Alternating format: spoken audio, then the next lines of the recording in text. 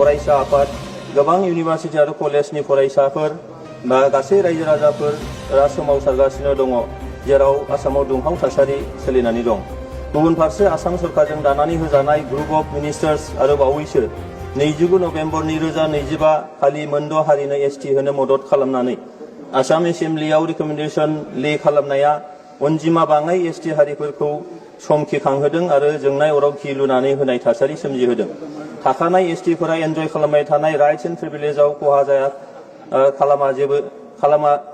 खालामनाय जेबो थांखिखौनो मानिनाय जानाय नङा होननानै रायजो सरकार आरो मिरु सरकारनिसिम लोगोसेयैनो कनसार्न अर्गानाइजेसनफोरनिसिम हुमखि होदों।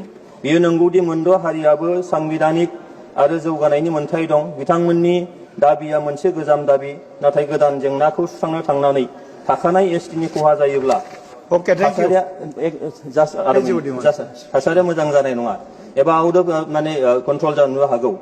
आंबो सासे एसटिनिनो सासे सोद्रोमा हिसाबै आरो आसाम भारत सरकारनि ministry of tribal affairs, ST commission आरो रेजिस्ट्रार जेनेरेल अफ इन्डियानिसिम गोख्रोङै दाबि खालामो without affecting the rights and privileges enjoyed by the existing ST communities of Assam बे जेंनाखौ जाहाथे